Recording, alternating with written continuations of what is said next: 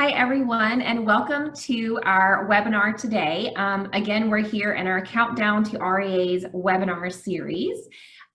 This, again, of course, is to promote our 69th Annual Retailer Excellence Awards. The event itself is, again, Thursday, August 6th at 4 p.m. Eastern Standard Time. So make sure you mark your calendars for that. It will be broadcast live on our Facebook channel and on our Instagram. So make sure you follow us there, and you can even add our Facebook event to your calendar to remind yourself.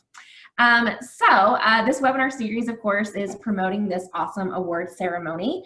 To pull something like that off, we have a lot of wonderful sponsors that help us to do that. So we want to give a special thanks to our headline sponsor, Dallas Market Center, and our premier sponsor, New York Now. And of course, we also have so many others that you see there that have helped us to pull off our first ever virtual event. And we thank them for their support.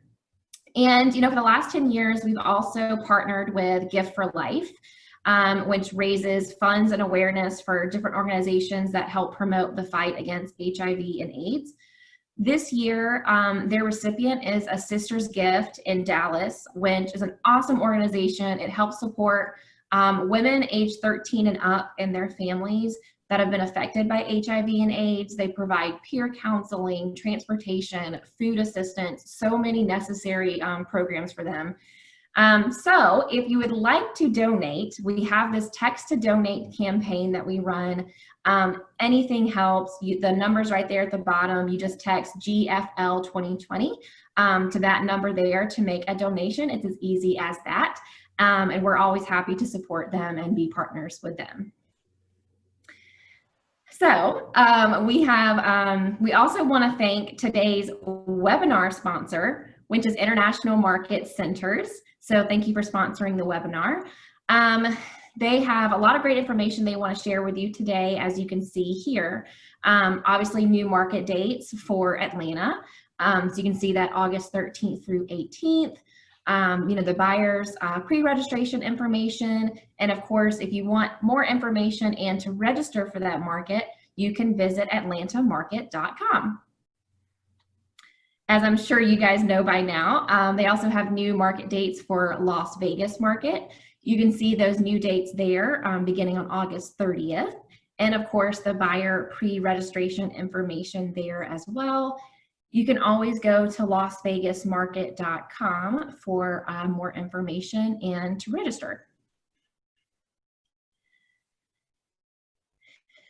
And of course, we're all thinking, what in the world are we going to do through this COVID-19 crisis? And, obviously things are going to look a little bit differently as they do in our world now.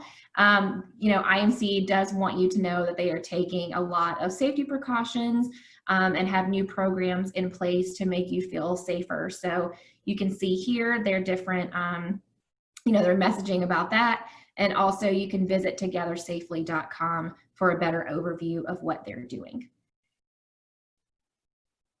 So now to the good stuff.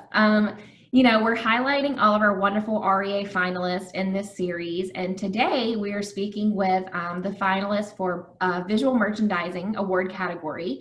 We're going to discuss selling your imagination, as I like to call it, discussing some of those best visual merchandising tips.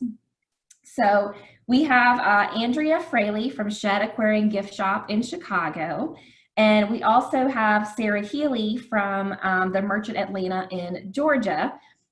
Rachel from Black Scintilla in Oklahoma City could not join us today, but I will give you a little sneak peek at her stuff too. But first, let's start with Shed Aquarium Gift Shop, Andrea.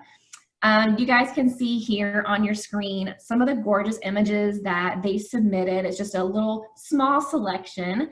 You can see how beautiful everything is, how enticing it is, and it also has a really great narrative behind all those displays too. So, Andrea, you guys really do a great job, not just creating awesome displays that are enticing and eye-catching, but they have a bigger purpose too. And I think a large part of that is education. But tell us a little bit more about that bigger purpose of your displays and what they do. Well, sure. So we're very, very proud to be working with the Shed Aquarium. It's located in Chicago on Lake Michigan. It has a beautiful setting. They see over 2 million guests a year. And their mission is to really spark compassion, curiosity, and conservation for the aquatic animal world. So we really try to embody that within the gift shop. And we really try and focus on lifestyle merchandising, focusing on sustainable living. And that really, the process is really twofold. One, for us, it's really about living that message ourselves. So our store environments are plastic free. So we use, Falcon board for all our signage, wooden hangers, things like that, because we really want to be walking the walk and living the message that we're speaking to. And the other is obviously the product selection and how it's merchandised. So we really try and make it as fun as possible and really provide that connection that's a continuation of sparking that curiosity and sparking that connection to the outdoors and the environment, and certainly our oceans and lakes as well. Given that the Shed Aquarium is on Lake Michigan, that's a really big central focus for them because it's so top of mind for guests. That's the view you see when you look out the Shed Aquarium's windows. So with that, our product selection is really focused on sustainable goods that are single-use plastic solutions, providing guests alternatives to, the plastic bag or plastic straws, things like that, things that can be reused and help kind of divert that waste that would otherwise be happening. So that's really a big proponent of how we approach the visual merchandising. And then just trying to provide guests the context for the product too, and how it's made. I just said that we're a plastic-free store environment, but we actually do incorporate plastic into our displays. We sell actually a good amount of green toy there, which is a toy made from recycled milk jugs. So where we have that product available, we'll put a few milk jugs up top saying, this is now this, next to the toy, so that guests can really understand and get that messaging of how that product's made and again, what it's supporting.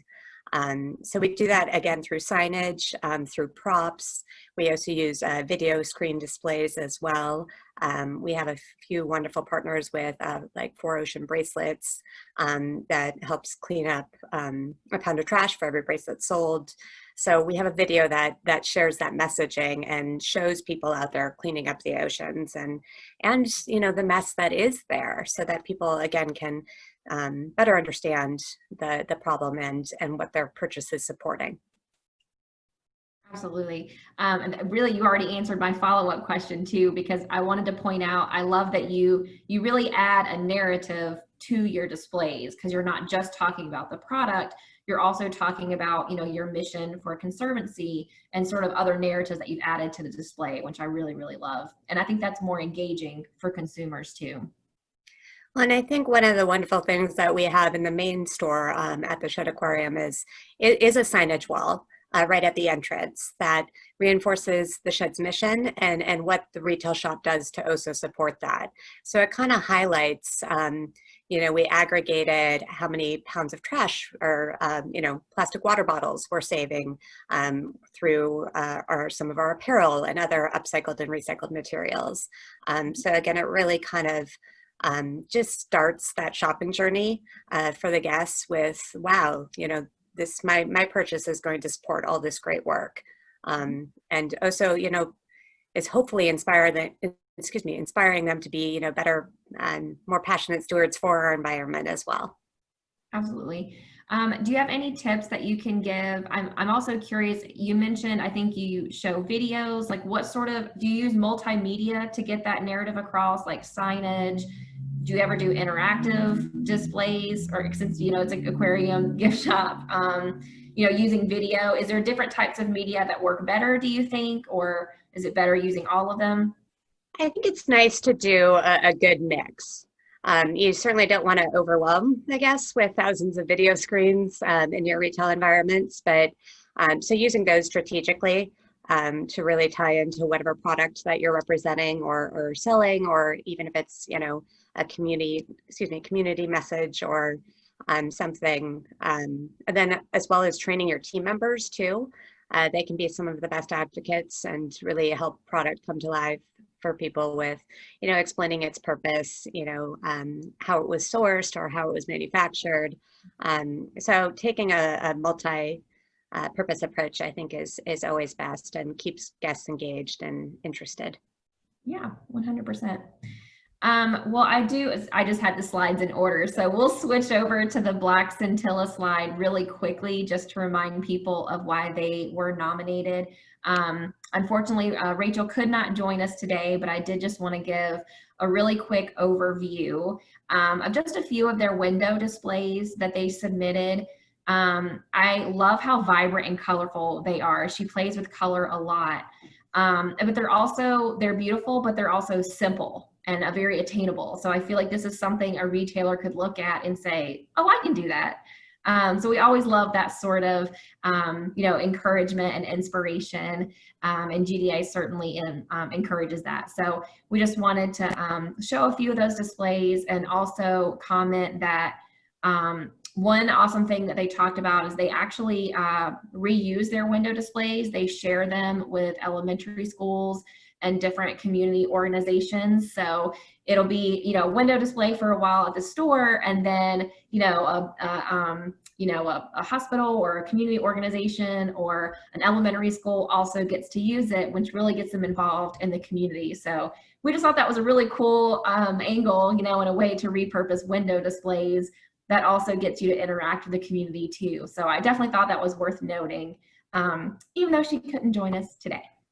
So that's the Black Scintilla in Oklahoma City. And now we will move on to Sarah, who's been waiting so patiently. We have Sarah Healy here from the Merchant Atlanta. And you can see on your screen a few pictures of their store in Atlanta. We loved how much you guys played with scale and just have such a beautiful store. We'll give everyone a couple of seconds just to absorb your images. But Sarah, I do want to ask you, you guys have the Merchant Atlanta is in an old industrial complex, I think from like the 1890s it dates back to. Tell us a little bit about that sort of industrial space and how you guys have been able to transform it to fit your brand. So it actually fits our brand perfectly. The space was originally, so Krog Street Market is also attached to a place called Stoveworks, and it's originally a cast iron stove factory back in the 1800s. And then over time, it was a theater, and then before Krog Street Market, it was a production, like a movie production soundstage. So you can still see bits of that throughout when you walk through the market. Our space is actually a newer structure that was pretty much built to replicate the former space. But it plays in with what we present perfectly. We probably have maybe 6 permanent structures in the space that are attached. But other than that, we rely mostly on vintage goods that we find, and we search that we find all over the US. And we also have dealers that can import stuff for us overseas as well. But yeah, so we personally pick out each individual piece that we put in the space, and I think it plays well with what the original space has to offer. Absolutely. Tell us a little bit about how you play with scale and create these, like intimate areas to explore, even though it's in such a wide space. Tell us a little bit about that. So we definitely have vignettes pretty much throughout the whole space. We have a lot of height, so we take advantage of that. We hang things off of the ceiling. We have really large pieces that play. I mean, our product, our merchandise, for the most part is small. We specialize in stationery and home goods and gifts. So we have to utilize such big spaces, so we bring in such large items. One of the pictures that you see, it has, it's an old apothecary from a German pharmacy that is ginormous, but it really, like, the little spaces in it, we'll be able to see it. We'll be able to like fill in the space even more. But yeah, we definitely use our vertical space to our advantage, and we go up and high and hang things off the ceiling. As you can see with our signature canoe that we have in every one of our stores. But yeah. Awesome. And then how do you encourage exploration and sort of create a flow? I mean, even that picture with the giant arrow almost seems Yes. to take you So to that definitely, it works well to our advantage. So like I said earlier, we do have vignettes pretty much placed throughout the store, and we have a pretty nice natural flow. But as far as to get people really into the store, we have, there's a lot of, one of our top selling items is rifle paper goods, a stationery line. And so we place that in the back of our store. So it encouraged, the people that want to shop for that, they have to physically walk through the entire store to see that. But yeah, so we definitely will use our big spaces, create a natural flow, and put our desirable products in the back of the store. Mm-hmm. Absolutely. This is a question for both of you. I'll start with Sarah just because we're already talking to you, but where does the inspiration come from for your displays? Does it start with the product? Does it start with a random visual creative idea? It definitely starts with, so we stick with themes. For example, right now, we have, as soon as you walk into the store with the big arrow, right now we have a old man in the sea theme. And so what encouraged that, we have a lot of like old buoys that we found and fishing nets, a lot of just old vintage pieces that we'll find, and then we'll pretty much create a story around that. So we'll find like one or two pieces that we're just in love with, and then we'll normally buy product around that item and create a story with it. Awesome. Andrea, where does the inspiration come from for Shed Aquarium? For us, it's really all things happening at the shed. So it's certainly if there's new animal births or something exciting like an event like that, or if it's just really focused around that conservation messaging, if there our single-use solution bar, as we call it, is a great example of that. It's just easy pick-me-ups for replacing, single-use plastic that people use every day in their life. So we try and keep with themes like that. We actually just reopened from COVID this past week, and I'm not sure if any of you follow the Shed Aquarium, but they have a rock hopper penguin named Wellington that during the closure he went viral because they just let him kind of wander the aquarium. So they would post new videos of where's Wellington today, who's he checking out.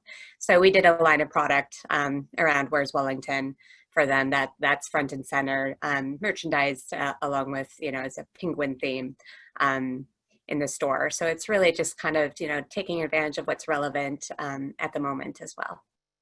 I love that. I do want to remind our viewers too that you guys can submit questions if you guys have any questions for us or our panelists today. So get those in if you'd like a question answered.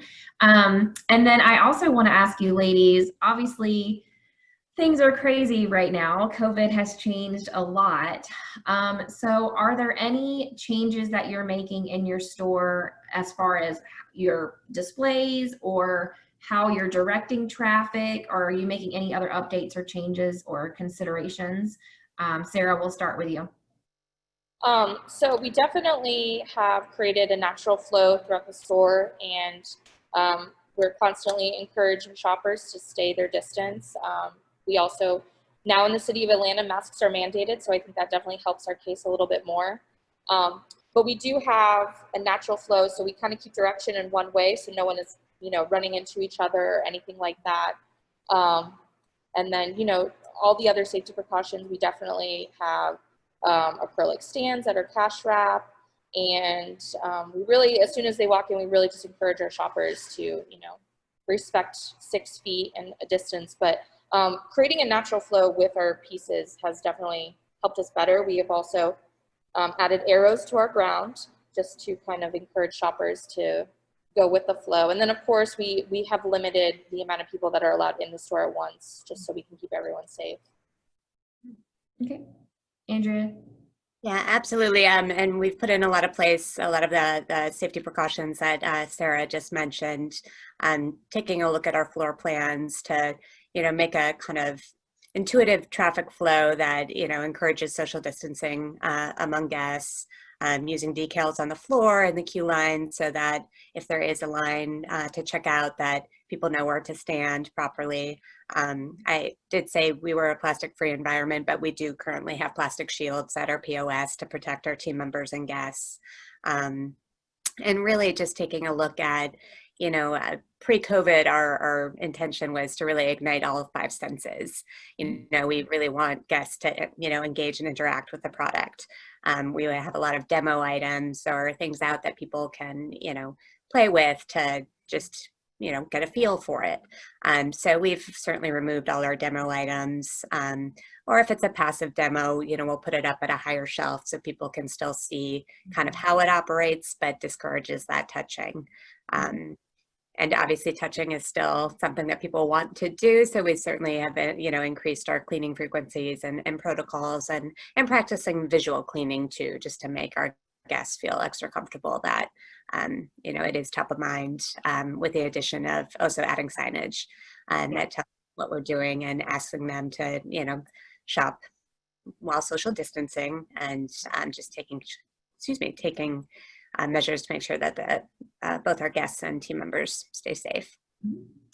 As far as inspiration, we get a lot of inspiration from market. I know this year might be a little different, but are there any particular vendors that you see at market that you get inspiration from that you think do their displays really well? Are there any vendor displays that you think have inspired you or that you pay attention to when you go to market?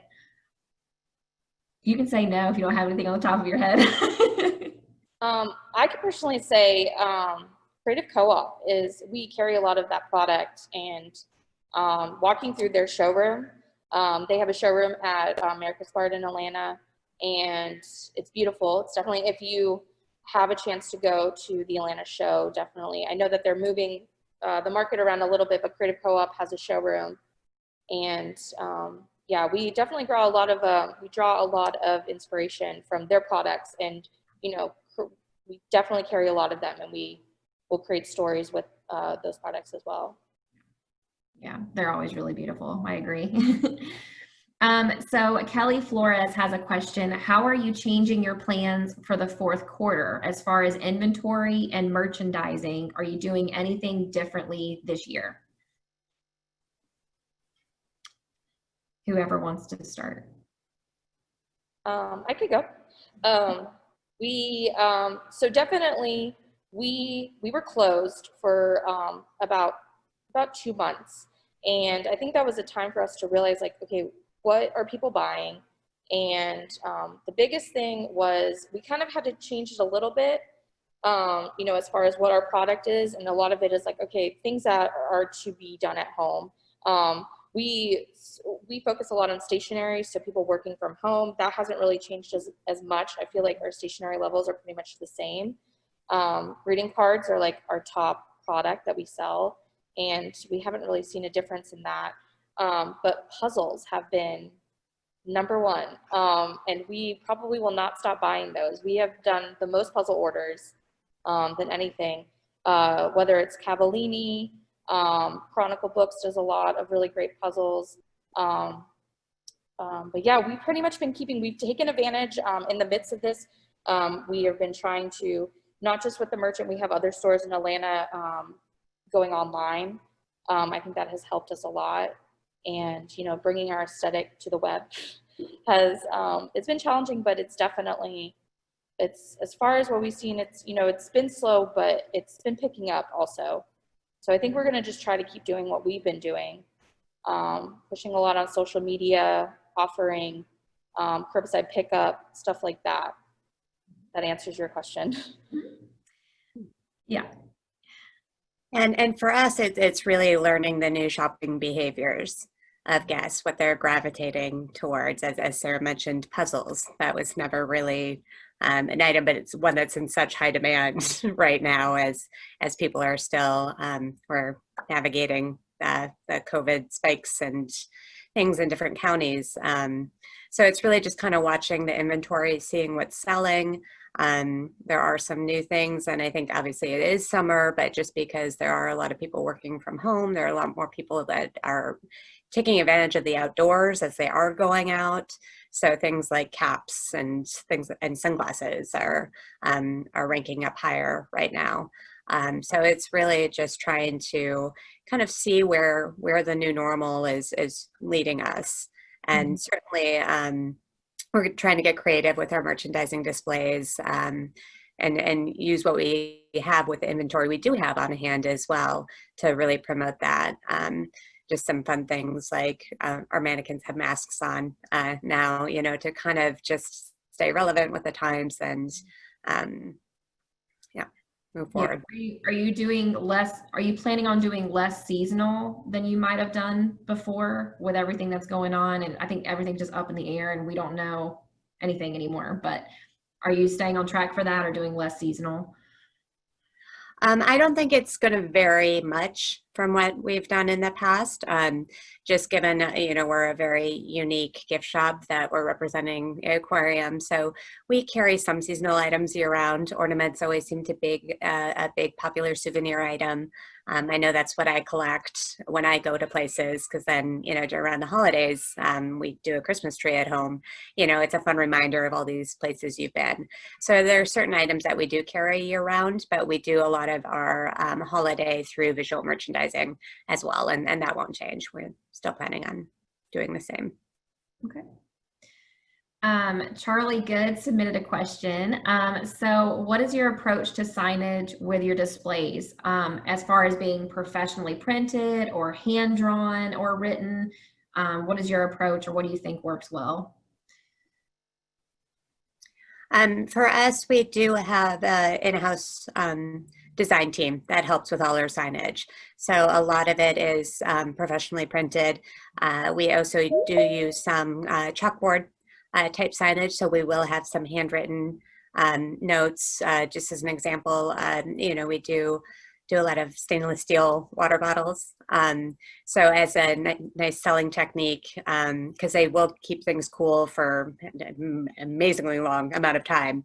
But so for guests to know that, we'll fill it with ice and, have a little chalkboard sign saying filled with ice at 8:42 a.m. And that way, at 6 p.m. and you still hear all the ice rattling. So we try to incorporate multiple different varieties. What about you, Sarah?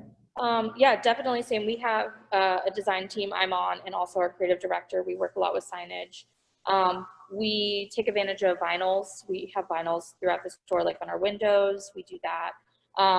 We sometimes will offer a lot of, well, back in the day when we did do events, we had hand lettering workshops. So if we had a workshop like that, we would use whoever was hosting the workshop, and we would take advantage, of that and have them help us out and, create some stuff. But yeah, we have done hand lettering in the past. We luckily have had staff that has beautiful handwriting, so we've been able to do that. But yeah, we use, we'll print large format, or we'll do vinyl cuttings. So that's pretty much what we do. Okay.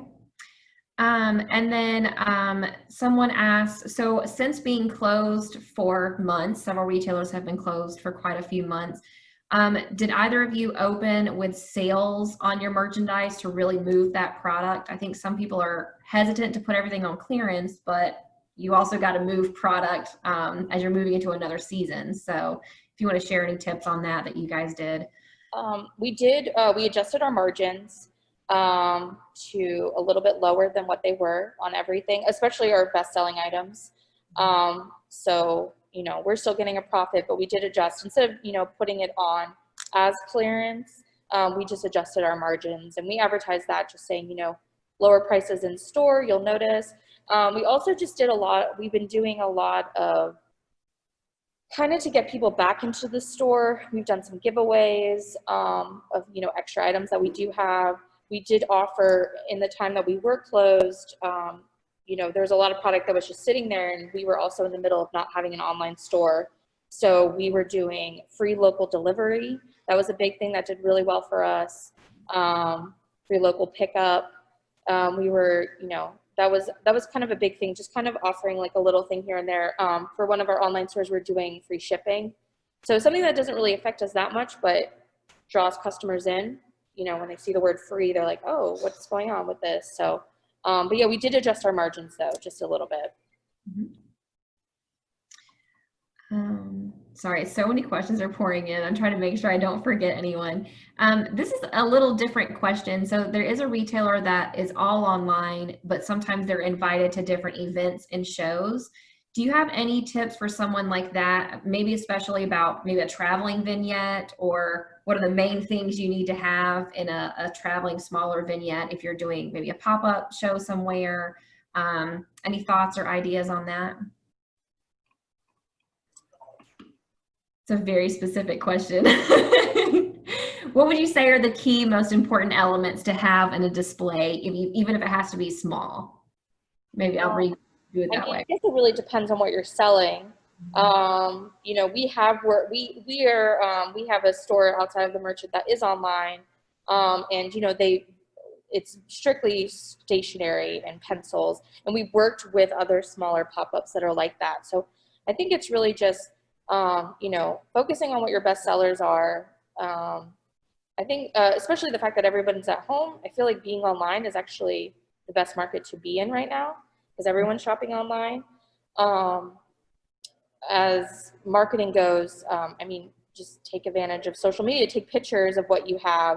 You can do, you know, flat lays and stuff like that. I think doing that, kind of creating your own, like if you're online, you know, create your own, what you would imagine your vignettes to be in store, and, you know, photograph them. I definitely think that if you're not traveling, if you're not a pop-up, definitely take advantage of that. Yeah. Yeah. And I'm glad you brought up two high res, wonderful images for social. We cannot stress that enough. Yeah. Well, and I think too, focusing, it's really about narrowing the product to really create that compelling display. You don't want just, you know, you may think the more product, the better, but guests can get overwhelmed. So pick a really compelling story that relates to whatever pop-up or event that you're going to, and keep the items options minimal for guests. And that allows you to get a little more creative with the display and just make it really compelling, where guests feel like, oh, I really want that. That looks so cool. Yeah, absolutely. I could definitely add to that. I think if you are doing pop-ups, yeah, minimal is definitely the best. And one thing that we found is that you know, less is more, but if you have more of what you're selling, you know, avoid buying in ones and twos, you know, buy deeper, and, you know, less product, but deeper. It looks a little bit more uniformed, I think. And I think that helps with your display, especially if it's a lot smaller. Yeah, absolutely. And keeping with themes, stories are big. Definitely always pick a story. So that is our time for today. It flew by. Thank you so much, ladies, for participating. Your stores are beautiful. And to all of our viewers out there, these were our finalists, but we will have a winner. So we'll see. We'll see who comes out on the top. The REAs again are Thursday, August 6th, and please follow us on Instagram and Facebook, and that's where you can watch it live. It'll be a live story. So don't forget to do that. And then again, a special thank you to today's webinar sponsor, International Market Centers, and also to all of our REA sponsors, as you've seen here. I cannot stress enough how much we love Gift for Life and working with them. They do so much good in our industry, and to help the community fighting against HIV and AIDS. So if you would like to make a donation, we really would appreciate it. It's really simple, just to text that number that you see on your screen now.